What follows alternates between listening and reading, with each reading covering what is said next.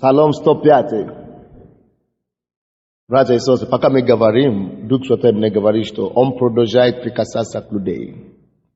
Дух Святой говорит, Он продолжает прикасаться к людей, являя чудеса и знамения в области исцеления. Так что, чтобы у вас не было, просто знайте, что пока вы будете слушать Слово, Господь прикасается к вам. Я проповедую сегодня на теме «Не забудь или не забудьте благодеяния Его». Не забудьте благодеяния Его. Не забудьте благодеяния Его. Господь, время пришло слушать Твое Слово. Благодарю Тебя, Господь, что Ты есть наш учитель. Другого, как Тебя, нет. Проговори через этого сосуда немощного сегодня. Пускай люди услышат Тебя, а не меня. И пускай это слово освободило нас и сделало нас свободно сегодня. Во имя Иисуса Христа. Аминь. Человек, у кого опухоль под мышкой, положите руку, Господь исцеляет вас. А также человек, у кого геморрой, вам тяжко идти в туалет, положите также руку на вас, на себя, Господь прикасается к вам. Не забудьте благодеяния Его. Псалом 105, я буду читать с 8 стиха по 15. 8 стиха по 15. С 8 стиха по 15. Группа порядка, как люди стоят слишком много. Проводите их сюда. Есть место здесь, почетное место с пастором. Или на балкон пройти. Съесть. Слишком много людей стоят. Они проходят сюда стоят. Сидят.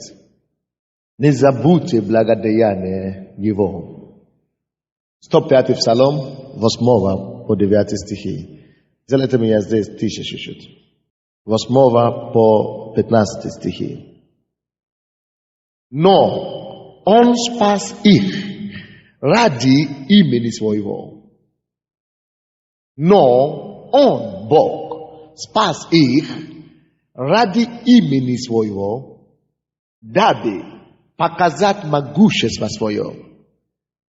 Не нужно, чтобы микрофон был шире, пожалуйста. Вы не справляете чем-то там.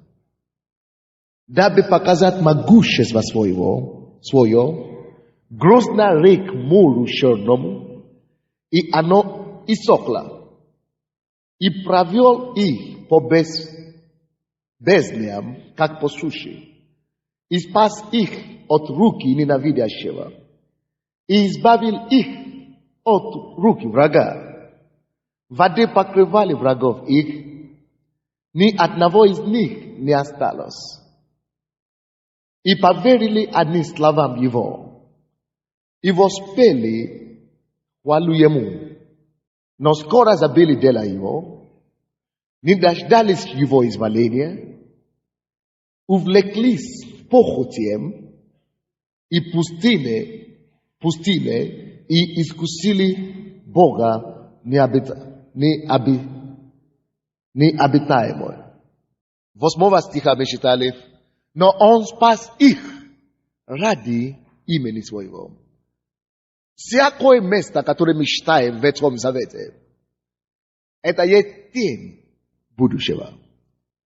Это есть прообраз того, что Бог будет делать или уже делает в Новом Завете. Мы уже есть верующие Нового Завета. Брачный экзамен. Напомните мне в конце, чтобы я не забыл вас. Все то, что Бог делает вчера в Ветхом Завете, это урок для нас сегодня. Чтобы мы могли понимать Бога, и чтобы мы могли учить Его пути, и чтобы мы могли учиться от жизни и ошибок людей, которые жили до нас. История израильского народа, это не просто история библейская. Это есть постановление И мудрость Бога, чтобы учить нас, что нам не следует делать, как нам не следует поступать в отношении к Нему, от чего нам избежать, из каких неприятностей нам избежать, и как нам подражать те, которые искренне следовали за Господом. Здесь речь идет о детей Израилевых. И Бог говорит, что Он спас их. Библия говорит, Бог спас их ради имени Своего. Таким же образом, мы можем брать параллель и поставить параллель между израильским народом и Церковью Божьей, которая есть сегодняшний Израиль. Между израильским народом и каждый верующий сегодня. Точно таким же образом, как Бог спас Израиля, так точно Он спас меня и вас. Параллель. Когда мы читаем это место Писания, мы видим, что Бог спас Израиля, и Он спас нас благодаря чему? Смотрите 8 стих. Почему Он спас нас? Ради чего? Ради имени Своего. То есть, мы не заслужили наше спасение. А что такое спасение, я думаю, мы все знаем.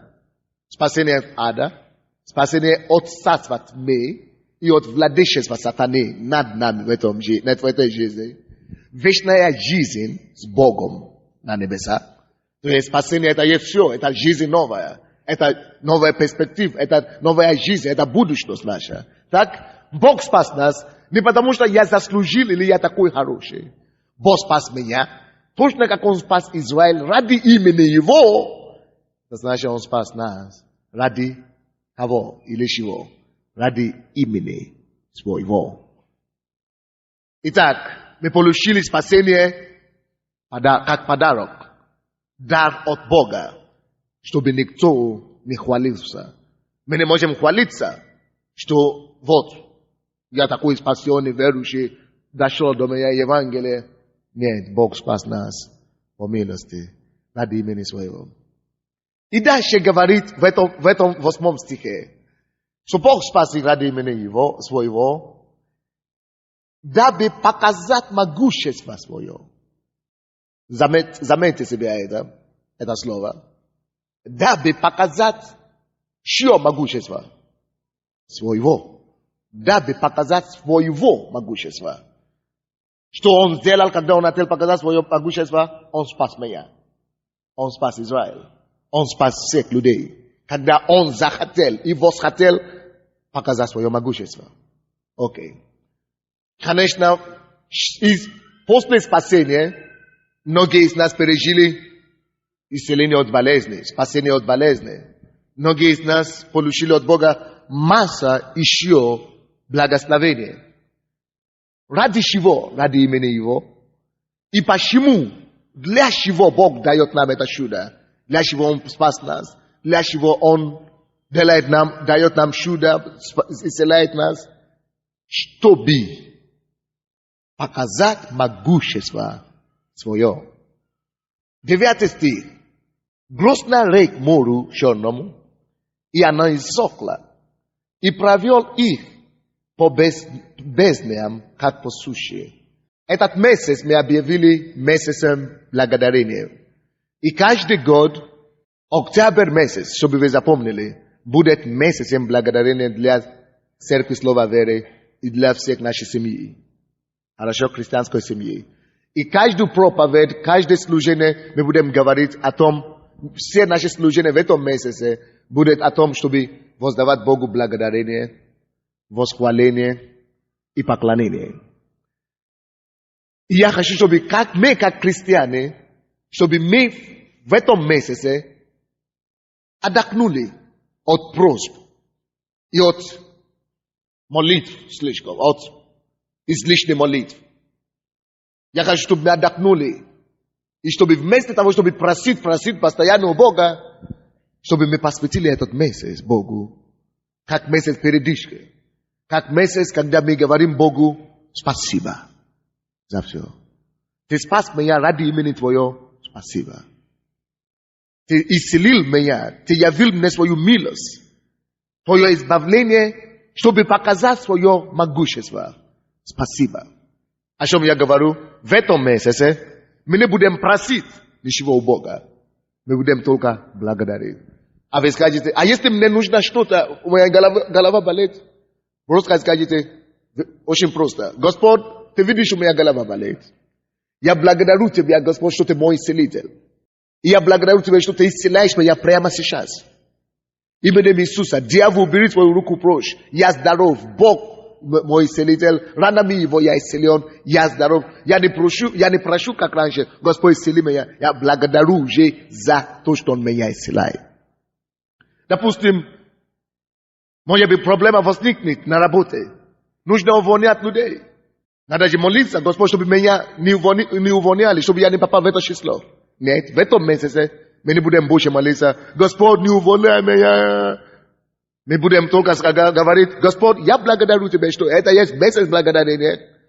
Я благодарю тебя, что ты сохраняешь мне мое место работы.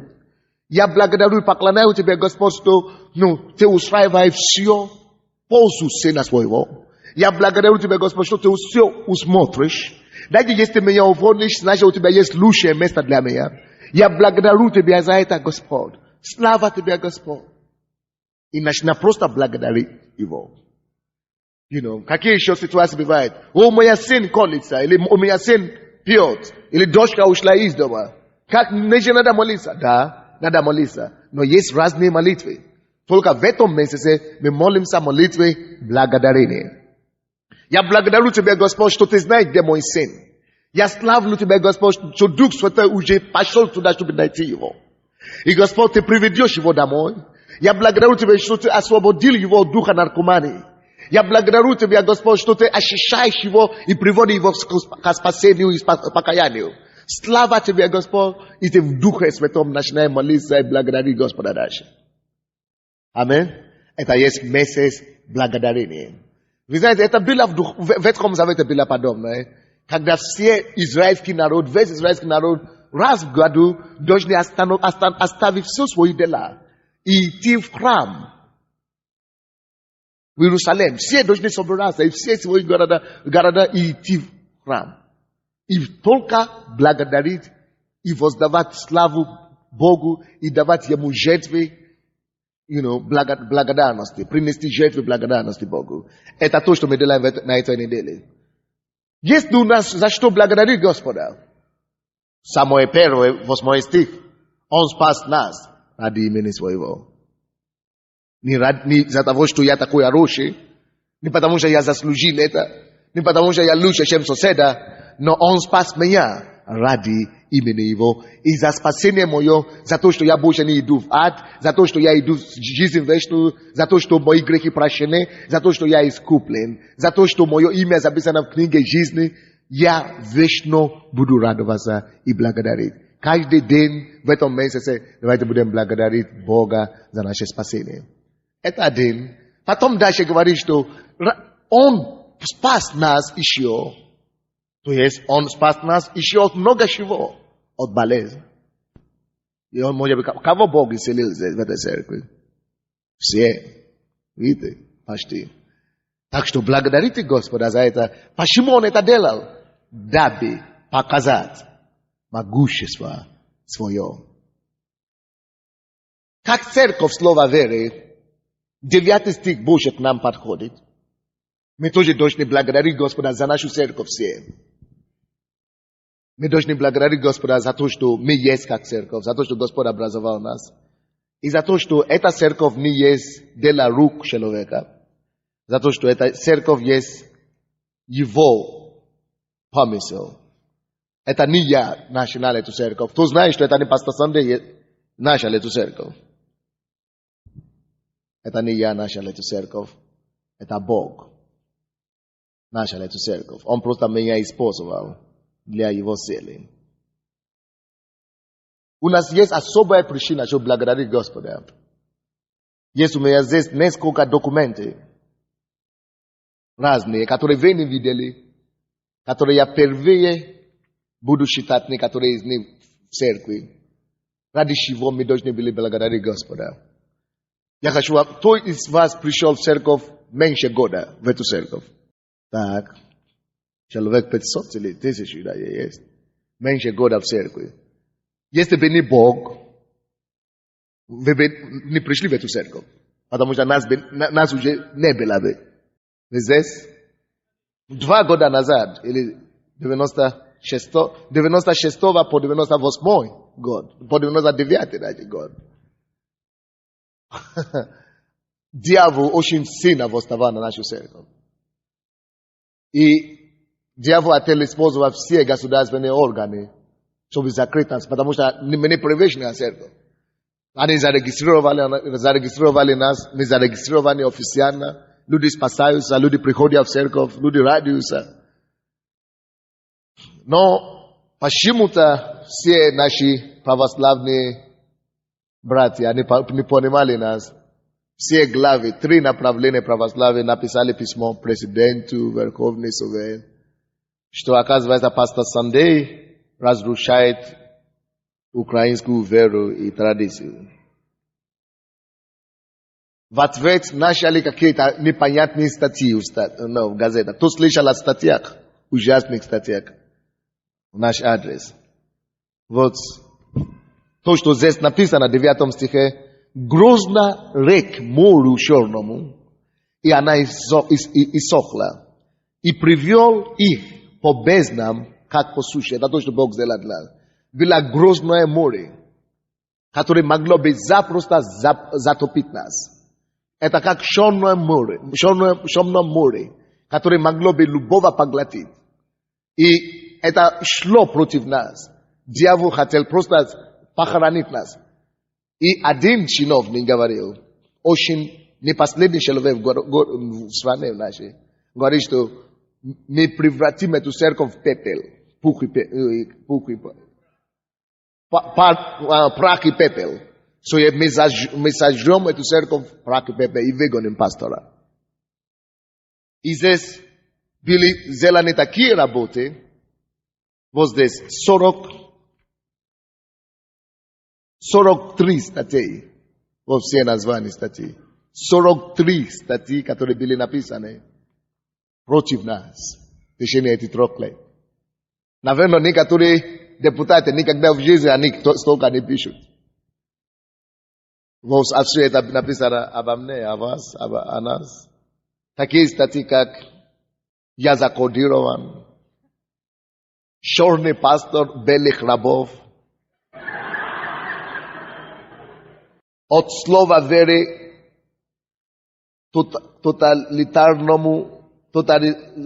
тоталитаризму духовному и государственному».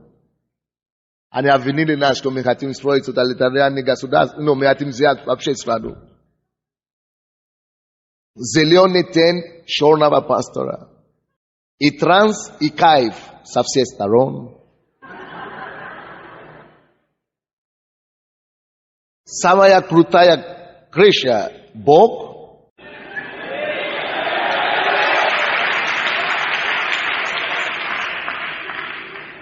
Светлый путь в шаманизм. За имени Бога может проводити до сатаны. Станет ли чернокожий пастор президентом Украины?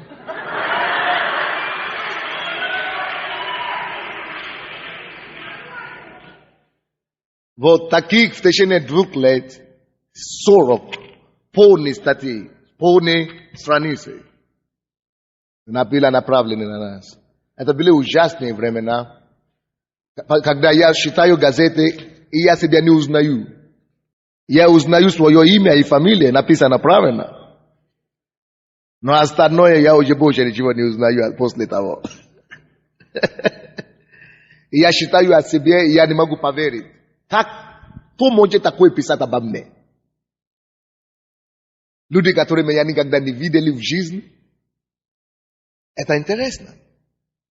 Но видите, Библия говорит, всякий, кто хочет жить благочестивую жизнь, во Христе Иисусе будет гоним. Поэтому это нормально, это наше наследие гонение. Быть гонимым – это наша награда от Бога. Написано, что если вас будут гнать и злословить ради имени моего, только радуйтесь и веселитесь, ибо велика будет ваша награда на небесах. И поэтому мы решили делать этот месяц благодарения за все эти гонения, что Бог нас спас от Черного моря. Что это море не потопило нас, Он не позволил. Что Он провел нас по него, как по суше. Потому что написано, что из уст младенцев Господь устроил себе хвалы. И я хочу, чтобы мы есть младенцы Божьи, чтобы из наших уст Господь услышал и устроил себе эту хвалу в этом месяце. За все, за то, что наша церковь еще есть, это чудо. Я вам могу прочитать постановление уже, решение того, что мы должны были выдворить из страны. Вот письмо. И они меня заставили подписать его. Я даже уже подписал бумагу, что я покидаю Украину. Вот, это МВД Украины. 6 апреля 1998 года я уже должен покинуть страну. Мой подпись все генералы здесь. Вот, все 4 генерала здесь написали. МВД. Они меня вызвали в комнату, говорят, все, уже все решено. Все. И видите, что Бог делает. И я еще здесь.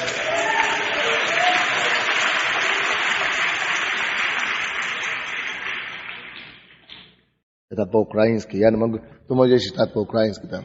Базиком прийти, это самое. Зачем тебе?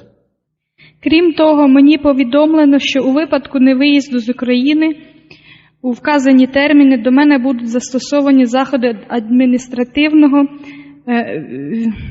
відтворення з держави, а також роз'яснено моє право заявляти клопотання, користуватись юридичною допомогою адвоката.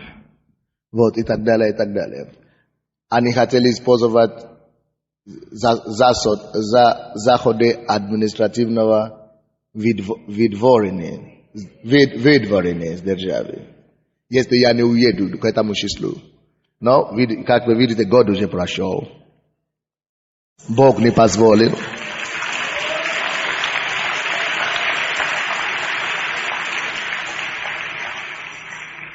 Разве это не чудо? Аминь. Хорошо, еще одно письмо. Чтобы вы просто знали, за что нам благодарить Господа. И после того, как это случилось, вернее, до того, как случилось, Бог мне сказал, Бог, я вас приведу через это Иордан. Я вас приведу. Но посмотри в Библии, что делали дети Израилевы после того, как Бог их вывел через Иордан. И я пошел читать эту книгу, это место писания Судьи, 3 главу, или Иисус Навин, 3 глава. Иисус Навин, 3 глава, извините. Иисус Навин, 3 глава. И я читал историю, и Бог говорит, я хочу, чтобы ты сделал то же самое. С 3 главы по 5 главе. Когда Бог вывел их,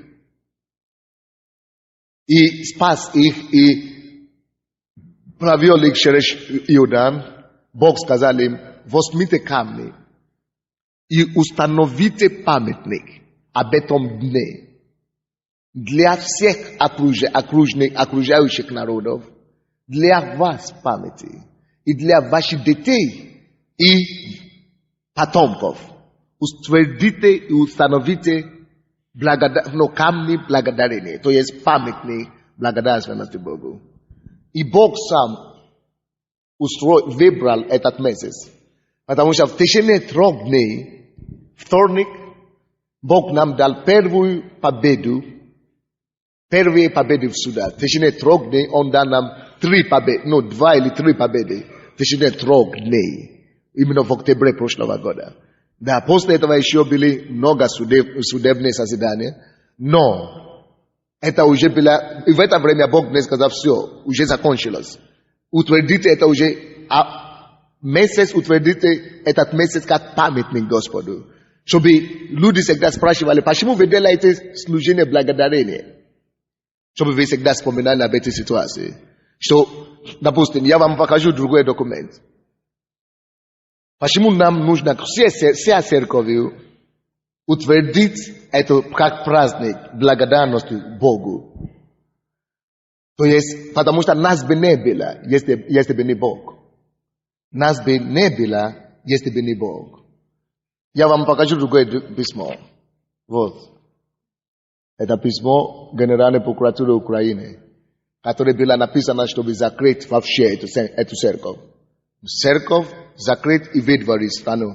Представляете себе, если прокуратура страны уже такое решение приняла, кто может отменить? Только президент или Бог. И Бог сделал свое дело. Послушайте что-нибудь, некоторые вещи, которые они говорили о нас. Вы, наверное, будете в шоке, что это она так говорят. Аналіз цих звернень підтверджує, що пастир цієї церкви Сандей Аделадже в своїй проповідницькій діяльності закликає віруючих не дивитися телевізійні програми, не слухати радіопередачі, не читати газети світського змісту. Проповідники церкви вимагають від віруючих вносити десятину, закликають жертвувати на потреби церкви золото, срібло, квартири, ваучери та інші речі. Характерною рисою для цієї церкви є жорстка внутрішня організація, залежність віруючих від лідера, застосування психофізичної техніки впливу на людей. У культовій практиці церкви, очолюваної Аделаджо, допускаються і інші різноманітні негативні прояви. Зокрема, це доведення віруючих до стану афекту, про проведення нічних богослужінь за участю дітей та молоді. У зв'язку з чим в окремих молодих членів церкви з'явилося негативне ставлення до утворення сім'ї, до батьків та інших рідних. Оказывается, что люди уже тут не женятся. И уже не относятся к родителям и хорошо. Але всупереч закону займається протиправною діяльністю на підставі мотивованих висновків органів юстиції, СБУ, МВС, прокуратури та Держкомрелігій, керуючись статтями 2 та 32 Закону України про правовий статус іноземців, вирішується питання відносно видворення Сандея Аделаджі за межі України.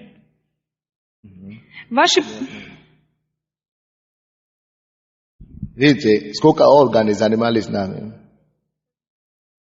Юстиции, СБУ, МВС, прокуратуры, Держкомрелигии.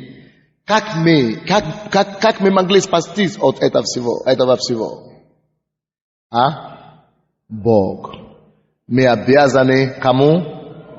Богу. Дайте ему большую славу.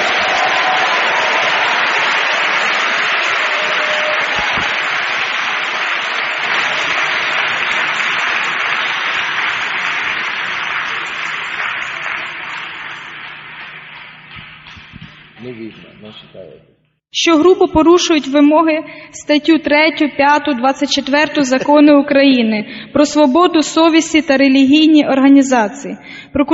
Прокуратура міста Києва звернула увагу голови міської державної адміністрації на їх неприпустимість і запропонувала вжити відповідні заходи аж до припинення діяльності релігійного центру у судовому порядку.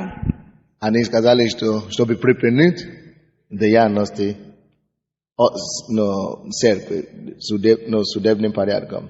И у нас, вы не поверите себе это, но как это ни странно, у нас было 20 судебных дел за эти 2 года, 3 года.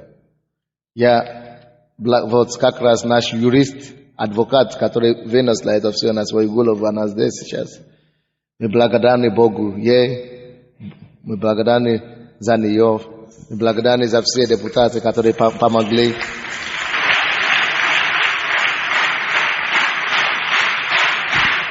Давайте скажем: слава тебе, Господь! что ты живой Бог. Ты не дал нам посрамиться от неприятелей наших. Спасибо тебе, Господь. Представляете себе, больше 20 заседаний, и мы все выиграли. Все.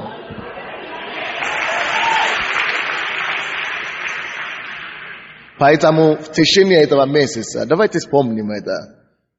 Я вам объясню, почему это важно. Давайте вернемся, пожалуйста, к этому местописанию, в Псалом 105. Теперь вы понимаете, почему это важно? Конечно, когда вы приходили сюда в церковь, по воскресеньям, по четвергам, вы никогда не замечали это по пастору. Пастор всегда веселый, радостный такой. Но было сумасшедшее давление. Я вам скажу, что было время, одну неделю, особенно было плохо, когда Киевская ведомость через день печатала новую статью. Через день новая статья, через день новая статья.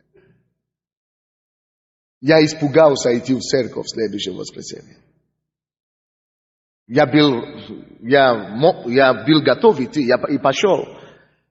Но мне было жаль за членов церкви, не за себя. Потому что весь город, вся страна считали эту статью. Не было так печально за те, которые ходят в эту церковь. Потому что превратили их в кого-то, не поймем, кого превратили. Гипнотизированные, закодированные, зомби какие-то. И я думал, я сказал Богу, после этой всей статьи на этой неделе, если даже я найду 20 человек в церкви, то останется. Для меня это будет уже чудо. Это мой договор с Богом, что мне нужно хотя бы 20. Если ты сможешь сделать, чтобы 20 осталось, я буду рад. И я ехал в машину. Я закрыл глаза. И когда мы только хотели подъехать к Королеву, Бог мне сказал, ради тебя я сделал, чтобы зал был дважды заполнен сегодня.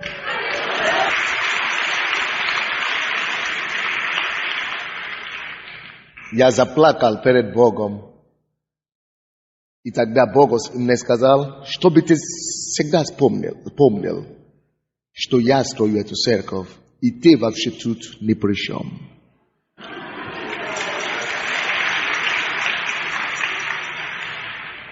Братья и сестры, я давно это осознал. Поэтому я могу уехать на месяц, я могу не приходить в церковь, я могу не приходить в офис. Это не я строю эту церковь. Если меня здесь не будет, тот же самый Бог будет продолжать свое дело. Он строит эту церковь. И вы знаете то, что Он говорил мне. Он говорит, что эта церковь будет одна из церквей, которая будет приветствовать Иисуса Христа, второе пришествие. Так что закрыть такую церковь постановлениями, то, что Бог уже утвердил с неба, ой-ой-ой-ой, как тяжело. Как тяжело. А я сказал Богу, Господь, если есть одно желание, чего я бы желал больше всего в моей жизни, но это не мое решение, поэтому я покорился Богу. Я бы хотел, чтобы, если честно, перед Богом, Бог мой свидетель. Когда Бог мне показал, что я буду здесь на Украине, я больше не хотел вернуться в Африку. Я уже вижу себя как украинец. Но, если есть что-то, которое я бы хотел больше всего, чтобы Бог меня использовал именно у себя дома, именно у себя на родине, чтобы строить эту церковь, такую церковь, чем здесь. Почему? Как вы думаете, разве мне не будет приятно видеть свою маму, чтобы моя мама сидела тут в зале? Разве мне не было бы приятно, чтобы мои родственники получили то благословение, которое вы получаете через мою жизнь? Чтобы они могли бы получить от моей жизни? Я бы хотел, это страшно. Моя мама даже не знает, она не может себе представить, какая у нас церковь здесь. Я бы хотел, чтобы о нас сделали на первом ряду, если бы я, был. Но, видите, я не распоряжаю свою жизнь. Бог распоряжает. Он мне поставил здесь. Написано, Деяния апостолов, 17 глава, что Господь переносит людей по земле и решает, где будет жить один народ. Это Бог решает, где кто будет жить. Не паспорт решает. Не паспорт, не что еще. Не цвет кожи решает. Не границы решает. Творец вселенной решает. Поэтому я здесь. И я уверен, что время придет, когда, может быть, половину из тех, которые в этом зале, Бог переместит туди вас, как миссионеры, чтобы поднимать такие же страны, такие же церкви в других странах мира. Потому что мы миссионерская церковь. Аминь. И Господь будет использовать нас действительно, чтобы встретить Иисуса Христа во Его второе пришествие. Аллилуйя. Но почему я говорю сегодня о том, что мы должны взять тетради? Давайте вернемся к этому местописанию в Псалом 105. 9 стих. Грозно рек морю черному. Это все эти статьи и так далее, постановления, это грозное море, черное, которое Бог избавил нас. Оно иссохло. Все иссохло. Даже сейчас уже реже пишут статьи. Очень редко теперь мы сможем сочетать о нас. А раньше почти каждый день иссохло. И провел их, Бог провел нас по безднам, как по суше. И спас их от руки ненавидящего. И избавил их от руки врага. Братья и сестры, я абсолютно уверен, что это история нашей церкви, это история нашего избавления. Я уже поручил некоторым людям, мы будем писать историю, книгу будем писать, чтобы наши дети, наши предки, наши потомки считали, что мы прошли, чтобы утвердить эту церковь. Потому что она будет расти. Потому что, чтобы те, которые позже придут, тоже знали, через чего мы прошли. И, братья и сестры, я хочу сказать нам, что это не только история нашей церкви. Я абсолютно уверен, что многие из нас тоже пережили многие атаки и неприятности в течение этого времени. Я знал бизнесмены, которые просто, эти все органы просто налетели на них, на их предприятия, на их фирмы, закрывали их, изгоняли их и так далее, потому что они говорили, это вы финансируете эту церковь.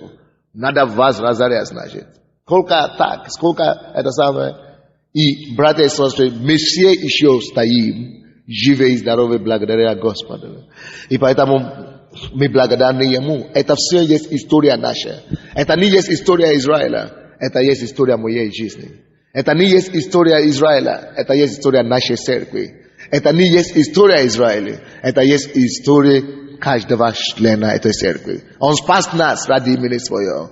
И чтобы показать свое могущество, Он избавил нас. Аминь. 11 стих. Воды покрыли врагов их, ни одного из них не осталось. Ни одного из них не осталось. Я провозглашал во имя Иисуса Христа, что всякие враги, которые шли на вас, что воды Духа Святого, воды Божьи покроют их во имя Иисуса. И ни одного из них не останется именем Иисуса Христа. Бог покроет их. Кого нужно спасать, Он спасет. Кого нужно вообще убрать, Он уберет. Он знает, как это делать. Он есть Бог на небе. Когда Бог делал все это чудеса, 12 стих говорит, и поверили они словам Его. Видите, когда Бог уничтожал врагов их, они видели явное чудо. Они поверили словам Его. Когда Бог их провел через Черное море, они видели явное чудо и поверили словам Его. Когда Бог их спас от врагов их, они видели явное чудо и поверили словам Его. 12 стих дальше. И воспели хвалу Ему, когда они видели, сие минуту, они воздавали славу Господу. Они воспели Господу. Они поверили Слову Его. Сие минут. После того, как они видели чудеса, они благодарили. После того, как они видели чудеса, они славили Господа. Но смотрите дальше. 13 стих, к сожалению.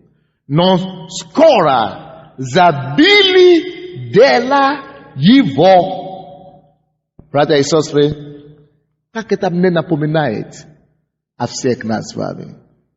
Как только что Бог делает какое-то чудо в нашей жизни, мы радуемся, мы ликуем, мы торжествуем, мы благодарны Господу. О, аллилуйя, как хорошо, мы свидетельствуем. Но скоро дети Израиловы, несмотря на все это чудеса, представляете себе, сколько чудес Бог явил в Египте, чтобы избавил их. Они радовались тогда, о, наш Бог, всемогущий Бог. И после того, как это со всеми происходит. Время проходит, и остылись, и успокоились, и уже нормально, уже нет проблем, уже живем своей жизнью. Но они скоро забили о Его делах. Вот почему Бог всегда им говорил: установите памятник.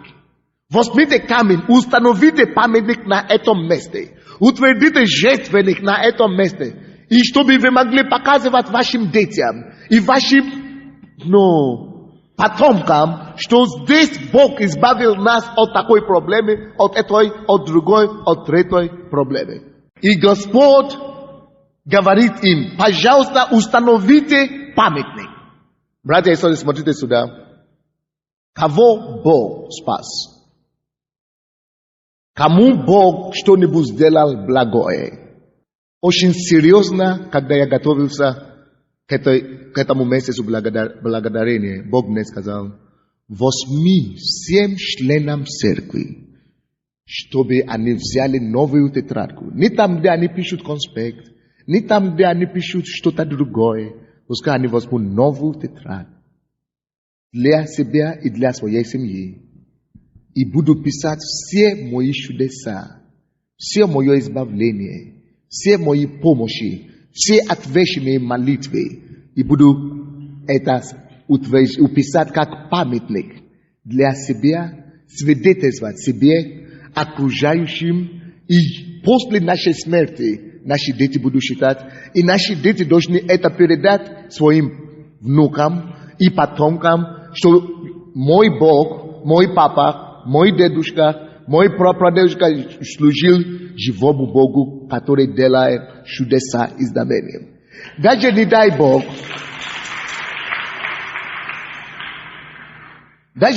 Бог, если какое-то время придет, через 100 лет, и вдруг мои потомки скажут: а какой Бог? Бог уже не крестит Духом Святым. Бог уже не исцеляет болезни. То мы скажем: твоя мама была бесплодная. Она имела проблемы, чтобы рожать. Вот, вы все произошли с ее чрева. И Бог исцелил ее и дал рождение всем вам. Как мы можем говорить, что Бог не делает чудеса Божьи? Посмотрите книги. Семейная книга «Памятник», свидетельство. И они будут читать каждую страницу, какое чудо Бог делал. Это станет сокровищем моей семьи сегодняшнего дня. Я уже начал вчера писать. Я написал наша книга свидетельств. И вторая страница я написал: от спасения до ныне.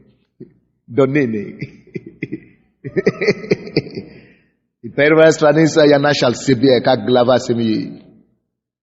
От спасения. Я написал свою историю. Мое имя, полностью, фамилия, общество. И как я спас, как Бог меня спас. Как я пришел к покаянию. И какие чудеса Он делал в моей жизни. До сих пор, потом мы уже с женой продолжим. будем спечатать и фиксовать это. До конца жизни я жду больше чудес. Видите, сколько пустых мест. Видите, сколько пустых мест. Алло, вы слышите меня? Видите, сколько пустых мест или нет? Это столько чудес еще Бог будет сделать для меня и для нашей семьи.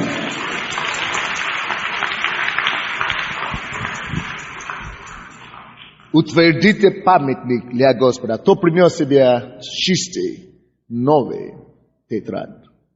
Это пускай будет... Вы взяли некоторые, взяли маленькие тетрадки. Хорошо, пускай. Пускай будет маленький тетрадь. Но у меня большая чудеса еще ждет впереди. Короче, я слышал это от Господа. Вы слышите меня, да? И я поощряю вам всем иметь, взять на этой же неделе, пока это свежо в вашем сердце, иметь свою тетрадь и книга свидетельств, где вы будете писать каждое чудо, каждое избавление от спасения вашего, каждый мелочи. И вспомните, что у вас была головная боль, Он исцелил вас, напишите. Вспомните, что вы молились за кого-то, Он исцелил его, напишите. Вспомните, у вас была трудность, вы взывали к Нему, Он избавил вас, напишите это там. Все. Написано, поэтому я проповедую сегодня на теме какой? Не забудьте благодеяние Его. Давайте мы все это скажем громко. Еще раз. Громче. Дайте славу Богу.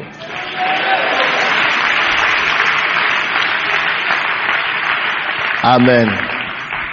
Это была причина беды Израиля.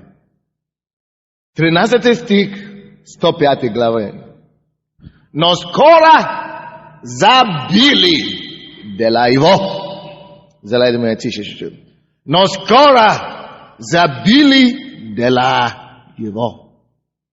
Потому что когда нету памятника, когда нету тетрадки, люди скоро забивают дела его. Что я сказал? Люди скоро забивают дела его.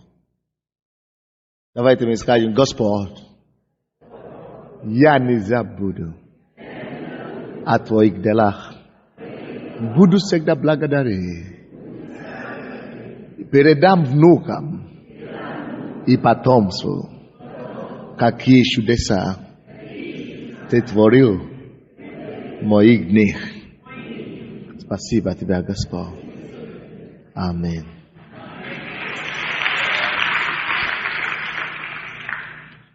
Давайте побыстрее я совершу это дело, эту тему. Откройте, пожалуйста, Второзаконие, 4 главу. Конечно, мы будем возвращаться в Псалом 105, но Второзаконие, 4 глава. Это 5 книга Моисея, 5 книга Библии. 4 главу откройте. Второзаконие, 4 главу, 9 стих. Второзаконие 4:9. Вы нашли? Библия говорит такие слова. Только берегись. Братья и сестры, вы рады, что Бог спас вас ради имени Своего? Вы счастливы, что Он избавляет вас? Что Он исцеляет ваши недуги? Что Он избавляет вас от недуги ваших? Но 9 стих говорит, только берегись. У меня такая, вроде бы, примитивная тема сегодня, да? Вы пришли на служение помазания, вы ожидаете очередное откровение. А сегодня фундамент. АБЦ. 9 стих.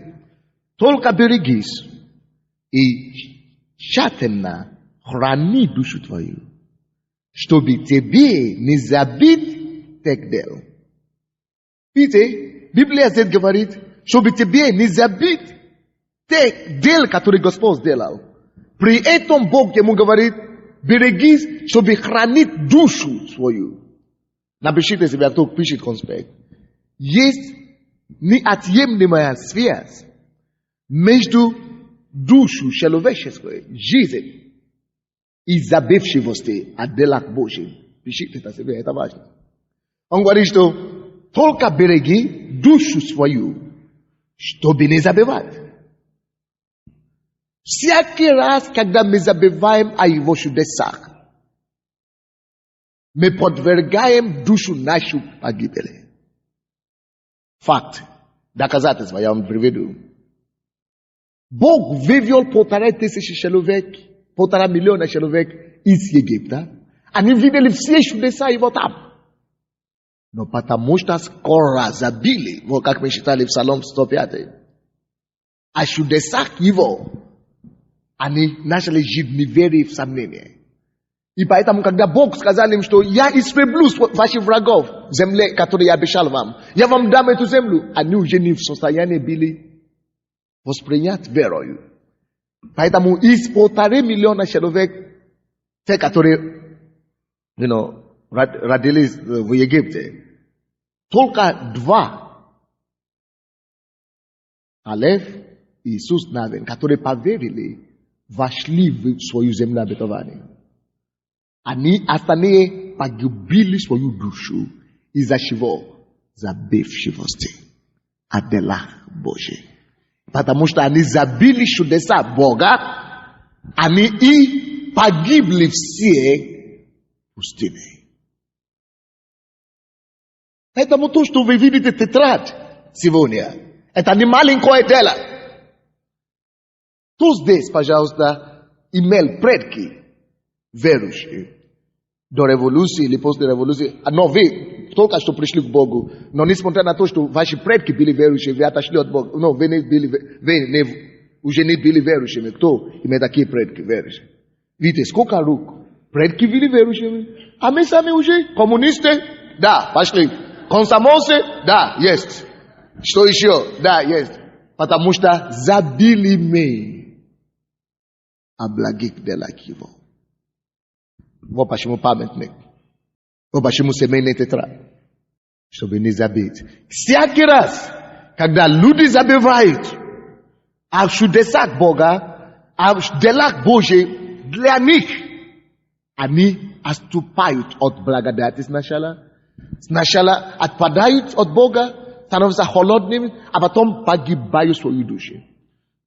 Эта церковь существует всего лишь 5 лет, или 5,5 лет.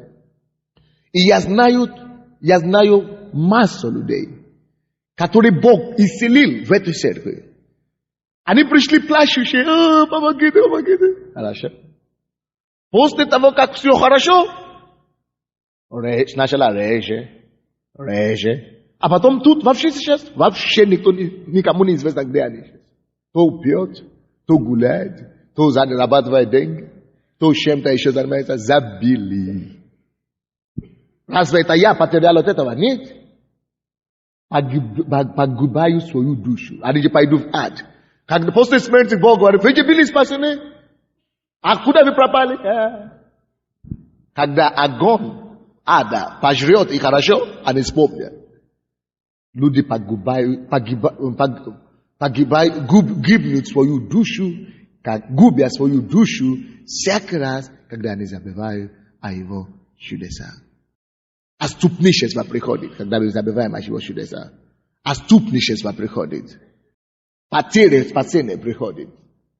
А потом смерть приходит, когда люди забывают о его чудесах. Это серьезное дело.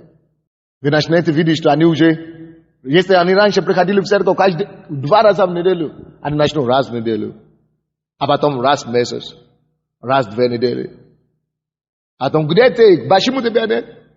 Никогда занят, работа, семья. Разве мы же не теряем от этого? Вечная жизнь, спасение, это самая большая драгоценность, которая у нас есть. Мы должны бороться. Написано, что сохраните, боритесь за ваше спасение. Как там написано? Подвязайтесь за веру, однажды передано вам. Подвязайтесь. Бог говорит, чтобы мы подвязались за веру апостольскую. Мы должны подвязаться за нашу веру, чтобы не оттерять это и чтобы не попасть в ад. Подвязайтесь за веру свою. Подвязайтесь, сражитесь, боритесь за веру. Защищайте, охраняйте свою веру. 9 стих, 2 закона, 4 глава. Только берегись и тщательно храни душу свою. Хранение его дела и чудеса обозначает хранение чего? Душу свою. Хранение памяти о его чудеса, это обозначает хранение души свою. Чтобы тебе не забыть тех дел, которые видели глаза твои, и чтобы они не выходили из сердца твоего во все дни жизни твоей. И поведай о них сынам твоим и сынам сынов твоих. Откройте еще 6 главу, пожалуйста. 6 главу. Извините, чтобы мне не забыть, чтобы я не забыть. В это время, пока мы будем продолжать читать, я попрошу. Вы видите, что мы еще не получили газету в этом месяце. Но я думаю, что если мы соберем пожертвования сейчас, мы в следующее воскресенье получим эту газету. Нам нужно хотя бы, чтобы каждый человек дал хотя бы 2 гривны. Если каждый из нас даст 2 гривны или 5 гривны, то мы сможем собрать наши газеты с этой типографии. Поэтому 6 главу откройте, и те, которые собирают пожертвования, готовьтесь, пожалуйста. Давайте возьмем, кто хочет пожертвовать на газету. Мы договорились же в прошлый раз, да? Что будем каждое служение помазания собирать пожертвования для газеты. У кого еще эти газеты есть дома? Поднимите ваши руки, только 6. У меня еще есть дома, я знаю. Ага, видите, сколько рук. Мы тогда вам не дадим. Следующее воскресенье. Не соберите, пока я буду молиться за пожертвование. Возьмите то, что вы хотите жертвовать Богу в руках. А те, у кого еще есть газеты дома, я прошу вас, давайте договоримся так. До следующего воскресенья, чтобы мы все раздавали. Договорились? Пойдете в Крещатик, там гуляют постоянно. 1000 людей гуляют. Пойдите и раздавайте. Если вы не сможете раздавать, принесите сюда в церковь. Мы знаем, кому раздать. Хорошо? Остальные люди, поднимите ваши руки. Кто хочет дать пожертвование, своих 5 гривен или 2 гривны на эту газету. Мы заинтересованы, чтобы газеты продолжали выходить или нет. Да или нет? Тогда давайте я помолюсь за все, которые хотят пожертвовать. Поднимите руку. Господь, я благодарю Тебя за эти пожертвования. Я прошу Тебя, прикоснись к каждому. Это есть выражение нашей благодарности. Мы не забываем то, что Ты сделал для нас. И ради этого, чтобы возвещать Твое могущество, Ты сказал, Ты спас нас. Ты избавил нас, чтобы возвещать Твое могущество. Мы даем наши копейки, наши деньги, наши гривны, чтобы через газету возвещать постоянно в этом городе. Постоянно возвещать этому поколению, грядущему поколению, что Ты жив и действенный. Поэтому возьми жертву Твоего народа, благослови их обильно, чтобы мы пожинали на это пожертвование 30 раз, 60 и 100 раз во имя Иисуса. Аминь. Лидеры, которые в краю сидят, помогите потихонечку, пожалуйста, собирать это пожертвование. И не забудьте на сцену тоже прийти, чтобы собирать от нас пожертвование.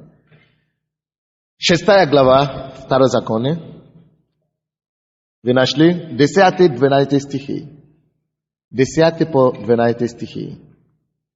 Когда же ведет тебя Господь Бог твой, ту землю, которую Он клялся отцам твоим, Аврааму, Исааку и Иакову, дать тебе с большими и хорошими городами, которые ты не устроил, и с домами, наполненными всяким добром, которые ты не наполнял, и с колодезами, высеченными из камня, которые ты не высекал, виноградниками и маслинами, которые ты не садил, и будешь есть и насыщаться. Тогда берегись. 12 стих. Давайте все мы скажем 12 стих. Повторите за мной это 12 стих. Тогда берегись, чтобы не забыл ты Господа, который вывел тебя из земли египетской, из дома рабства. Видите, опять Бог это говорит.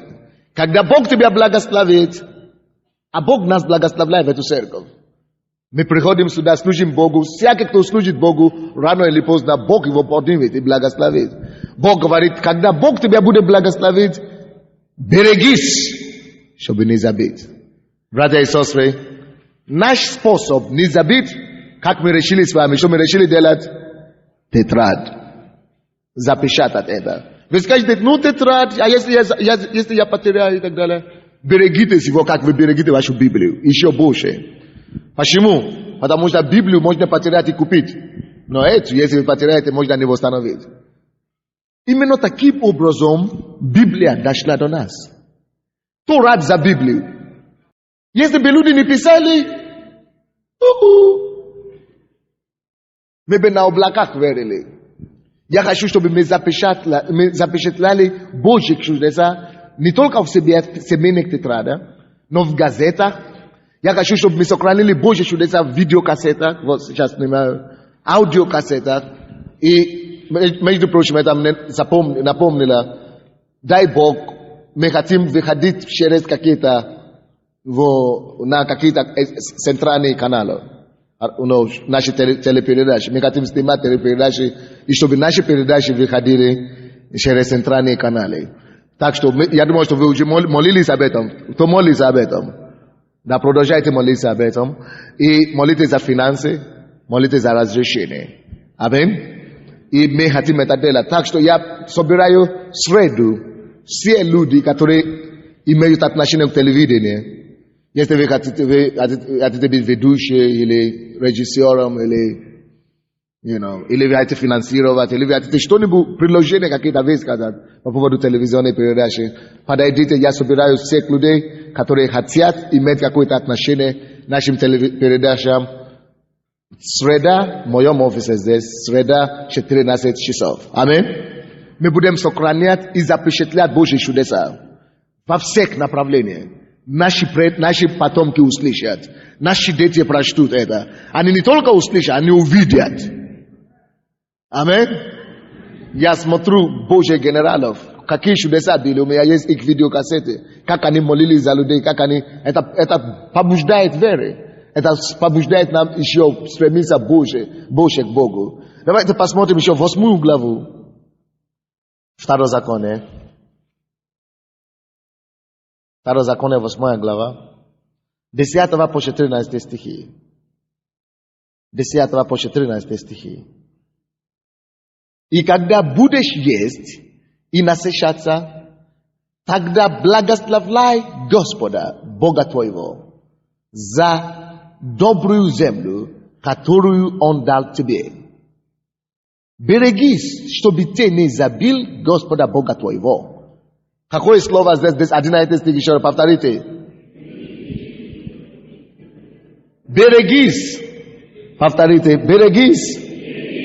Чтобы ты не забил Господа Бога твоего. Не заблудай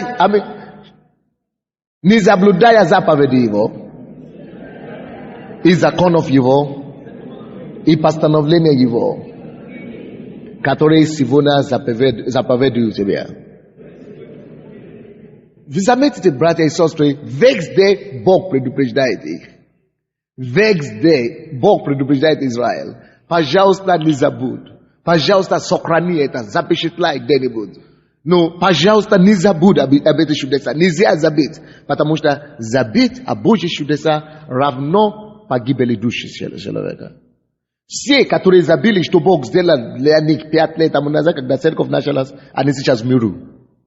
Отступили от благодати. Все, которые забыли о Божьих чудесах для них в прошлом году, они теперь в миру. Кто-то уже умер.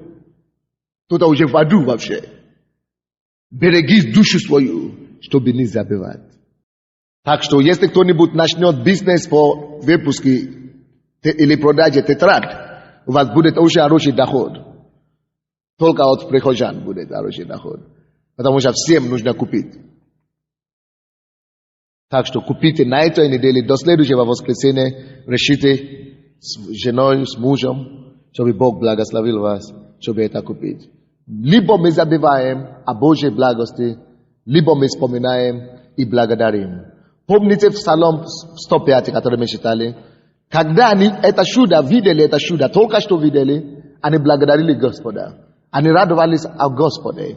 Они ликовали в Господе, они радовались, потому что это чудо, потому что оно было свежее. Но как только что какое-то время прошло, они забили, и они погибли, они все погибли, в пустыне. А посмотрите, пожалуйста, 9 Псалом и 18 стих. Что Бог говорит о забывчивости, о тех, которые забывают Его чудеса. Что говорит Бог? 9 Псалом, 18 стих. Что Бог говорит о тех, которые забывают Его чудеса. Да обратятся нечестивые в ад все народы, забывающие Бога.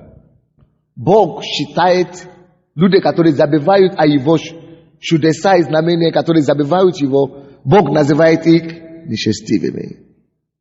Это серьезное дело. Те, которые забывают о Божьей благости, о Бога, Бог называет нечестивыми. И Бог говорит, да обратятся в ад. Бог обращает таких людей прямо в ад. Бог посылает таких людей, допускает, чтобы такие люди просто пошли в ад. Потому что они неблагодарные. Это неблагодарные души. Они не заслуживают Царство Небесное. Вы здесь? Давайте скажем, неблагодарные души не заслуживают Царство Небесное. Поэтому Бог говорит, чтобы они обратились все в ад. Это Слово Божье говорит. Те, которые забывают Бога, да обратятся. Даже если целый народ, да обратятся в ад, написано. Это страшное дело. Но мы не забудем. Мы не забудем Божье дело во имя Иисуса Христа. Давайте станем. И давайте будем благодарить Господа за все чудеса Его. Вспоминайте эти чудеса по одному. И скажите Ему, я благодарю Тебя, Господь. Я благодарю Тебя, Господь. Мы признательны Тебе за то, что Ты спас нас. Мы благодарны всей душою, всем сердцем, что Ты, Господь, однажды нашел нас в этой жизни. Привел нас к спасению, чтобы мы познали Тебя, что Ты могущественный Бог, и чтобы через нас другие познали, что Ты Бог всемогущий. Братья и сестры, я прочту эти некоторые стихи, которые мы читали, 105 Псалом. Не надо вам открывать, я просто прочту 8 стих. Но Он спас их ради имени Своего. Все, что мы получаем от Бога, это не ради нас. Не потому, что мы такие хорошие, а ради имени Его. Дабы показать могущество Свое. Братья и сестры, слушайте тут внимательно. Когда Бог делает любое чудо, спасение, исцеление, избавление, написано, братья и сестры, Бог мне сейчас показывает. Бог хочет открыть чрево кого-то прямо сейчас. Пока мы будем принимать хлебопреломление, вы представьте себе, что это есть тело Христа, что это есть кровь Его. Как только что это хлеб и вино войдет в ваш организм, это кровь очистит и одухотворит, и исцелит, и восстановит все в вашем теле. И это будет божественный контакт.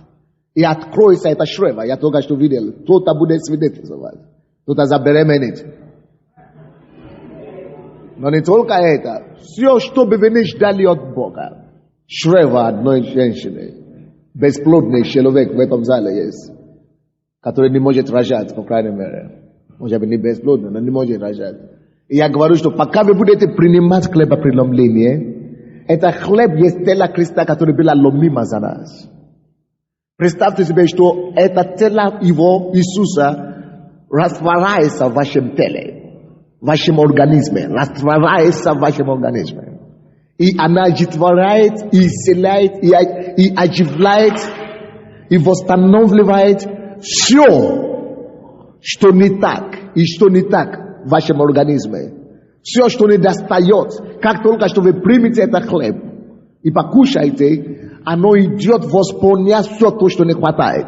Вы здесь? Дайте славу Богу.